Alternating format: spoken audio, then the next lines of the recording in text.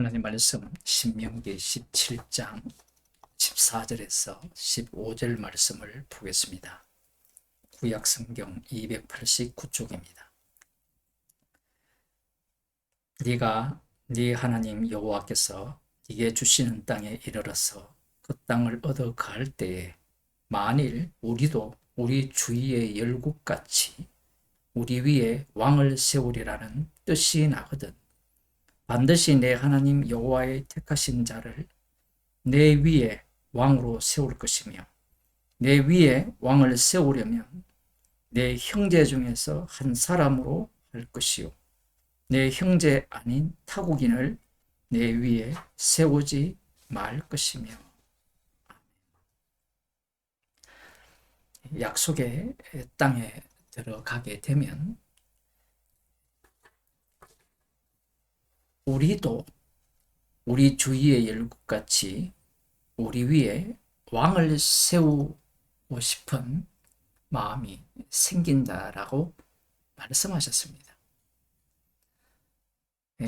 성경을 문서 편집으로 보는 자들은 이런 말씀들을 근거로 하여서 신명기가 모세의 저자가 아니라 이런 주장을 하거든요. 많은 목사들이 그런데 넘어가는데 말씀을 그렇게 본다는 것은 악마적 사고방식입니다. 주님께서는 이미 이스라엘 백성들의 마음을 다 알고 계신 거죠. 이들이 약속의 땅에 들어갔을 때 무엇을 왕을 요구할 것이라는 거죠. 사무엘상 8장을 보면 실제로 이제 이스라엘의 장로들이 이 왕을 요구합니다.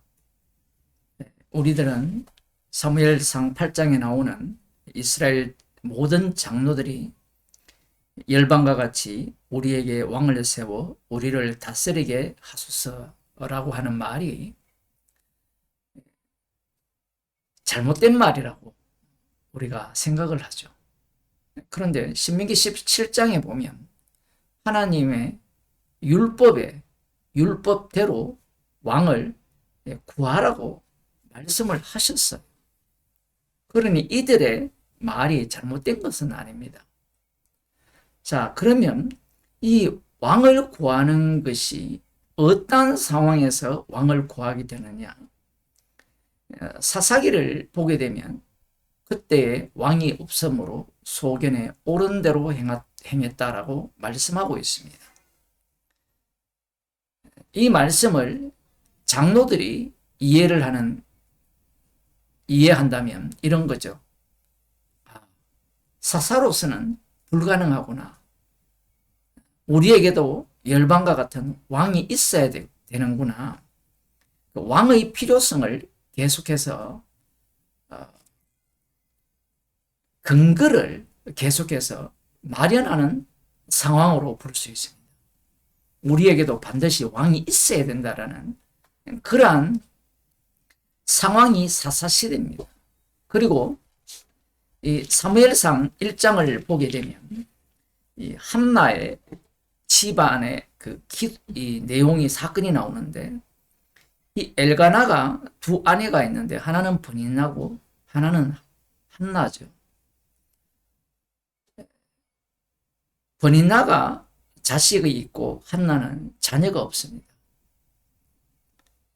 이런 상황에서 브니나가 한나를 괴롭히는 거죠. 뭘로 괴롭혔을까요? 자식이 없는 것에 대한 괴롭힘, 이 내용이 아니라 자식이 없는 것에 대해서 한나를 괴롭게 하는 그 근거가 뭐냐면요. 율법입니다. 율법에 근거하면 무자한 자녀를 못 낳는 여자는 저주받은 여자예요. 이 고아와 과부를 보게 되면 고아와 과부에 대해서 돌아보지 않는 자를 고아와 과부가 되게 하신다라고 하셨거든요.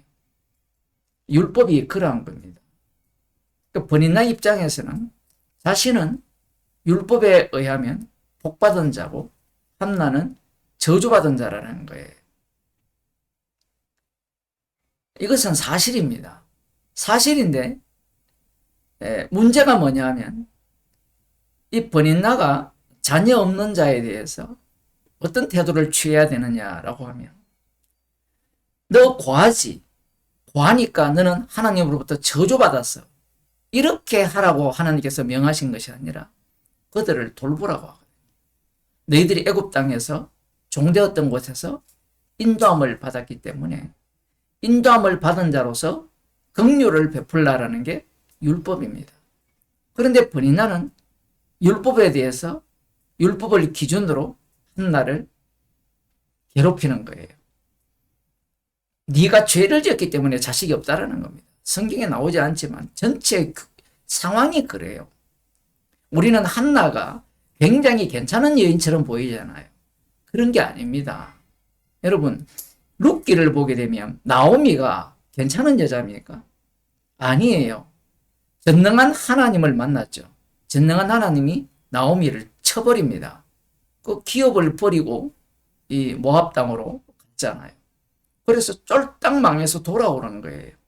그럼에도 불구하고 이 나오미의 며느리 이 룻에게 이 보아스라는 이 사람이 등장하여서 기업을 지속시키는 그러한 일을 하나님께서 행하시는 거예요. 아닌 건 아니고요. 저주받은 건 저주받았는데 그 상황에서 타인이 그 사람을 어떻게 대하느냐라는 거예요. 타인이. 그 문제가 걸려 있는 거예요. 한나가 옳은 이야기가 아니에요. 이 상황에서 한나가 어떤 태도를 취하느냐라고 하면요. 만군의 여호와를 찾습니다. 제가 오늘 또 글을 썼지만 만군의 여호와는 쉽게 말하면 전쟁하는 여호와입니다. 성군과 이 천사를 거느린 군대를 거느린 여호와라는 거예요. 왜 이 시점에서 이 용어가 처음으로 등장하느냐 하면 왕이 없으므로 소견에 옳은 대로 행하기 때문에 이스라엘 백성들은 모두가 다 왕을 요구하는 겁니다. 왕을 왜 요구하느냐라고 하면 이 만군의 여호와를 먼저 이야기하면 대적이 발생했다는 거예요. 그러면 만군의 여호와의 대적이 누구냐라고 하면 남편 엘가나고요. 아내 버니나입니다. 지금 엘가나도 이 상황에 대해서 판결을 못하는 거예요. 더 중요한 것은 이 상황에 대해서 판결을 해야 되는 자가 누구냐면 엘리 대제사장입니다. 그런데 엘리 대제사장조차도 한나가 기도하는 모습을 보면서 이 통곡을 하는데 속으로 통곡했죠. 입술만 움직이니까 술에 취했다라고 하는 겁니다. 이것은 단순히 엘리 대제사장이 잘못 봤다 이 정도가 아니라 엘리 대제사장은 이 상황 속에서 제대로 된 판결을 내려야 되는 자예요. 그게 우리가 어제 살펴본 이 제사장과 대제사장의 재판입니다. 이 상황이 어떤 상황이냐라고 하면 그야말로 소견에 옳은 대로 행하는 상황이죠. 그러니 엘리 대제사장의 판결조차도 엉망진창이죠.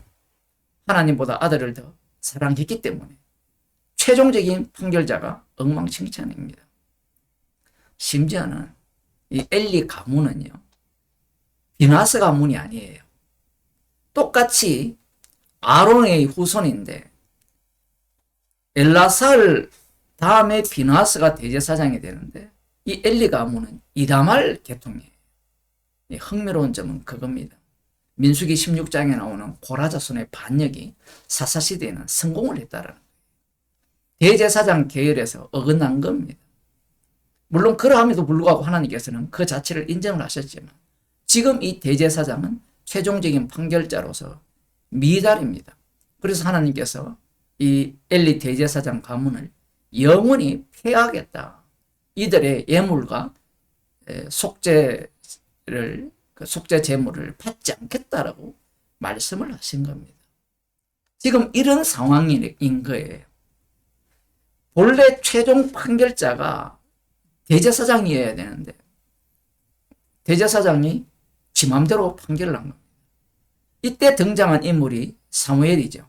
사무엘 선지자가 이스라엘을 다스리는데 그 다스렸다라는 이 표현은 사무엘이 최종 판결자의 역할을 했다라는 거예요. 그 대제사장이 날아가 버렸죠. 사무엘이 그 역할을 했는데 이 사무엘이 늙었으니까 이제 아들들에게 이 사사로 만들어서 판결을 맡깁니다. 사사라는 말은 판단자거든요. 재판관인데 그 재판관을 맡겼는데 문제는 이 사무엘이라는 이 인물, 그 대제사장을 날리고 사무엘이라는 그 인물의 자손들조차도 어떤 모습을 보이느냐 하면 자기의 이익을 위하여서 뇌물을 받고 판결을 했다라는 겁니다. 이 정도 된 상태에서는 신명기 17장을 근거로 하여서 왕이 필요한 시점이라는 거예요. 왕이 최종 판결을 내리게 되는 겁니다.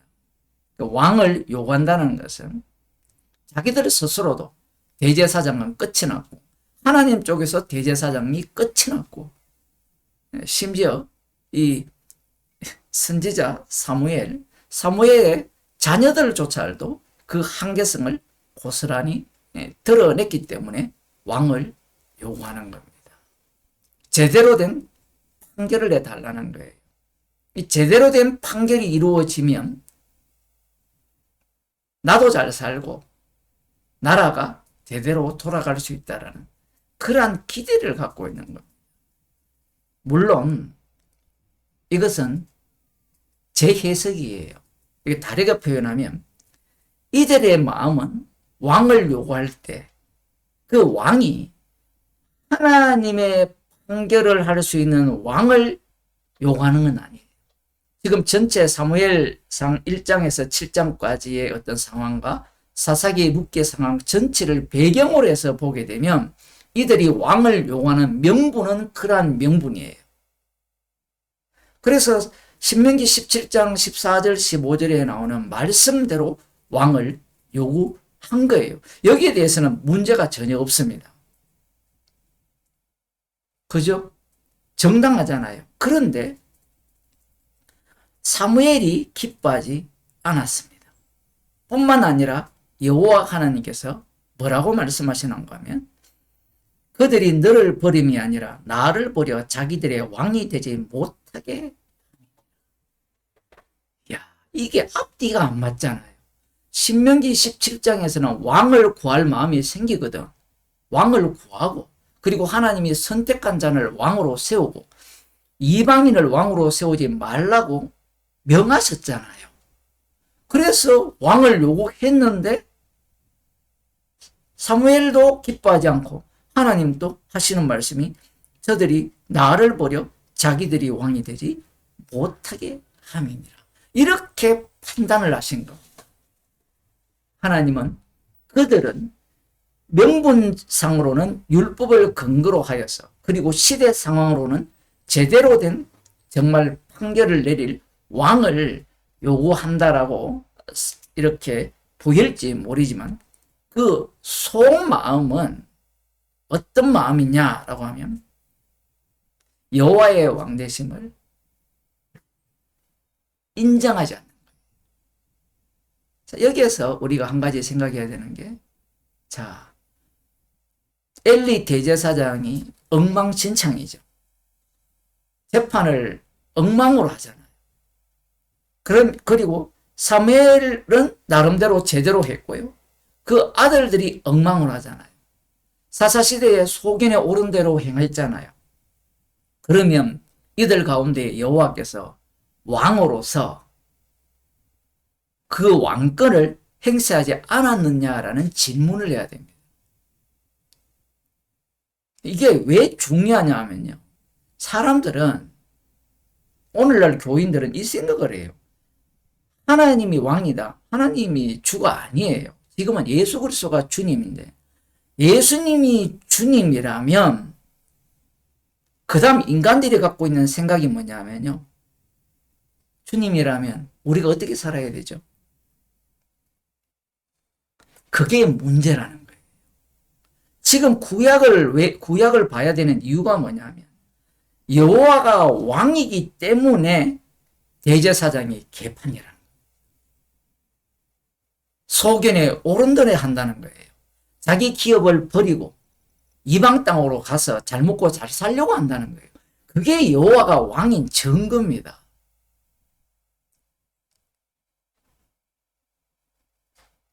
지금 이들이 왕을 요구하는 목적은 다른 꿍꿍이가 있는 거예요. 여기에 보면 7절에 다시 보겠습니다. 여호와께서 사무엘에게 이르시되 백성이 네게 한 말을 다 들으라. 그들이 나를 버림이 아니요 나를 버려 자기들의 왕이 되지 못하게 함이니라. 내가 그들을 애굽에서 인도하여 낸 날부터 오늘날까지 그들이 모든 행사로 나를 버리고 다른 신들을 섬긴 같이 네게도 그리 하는도다. 그러므로 그들의 말을 듣되 너는 그들에게 엄히 경계하고 그들을 다스릴 왕의 제도를 알게 하라. 상당히 모순되는 말씀을 하시거든요. 왕을 요구했다는 것은 다른 신들을 섬기기 위함이라 하나님은 이렇게 말씀하세요. 실제로 그렇게 되거든요. 그럼에도 불구하고 엄히 그들에게 경계하고 그들을 다스릴 왕의 제도를 알게 하라. 이렇게 지시를 하시는 겁니다. 정말 놀랍지 않습니까?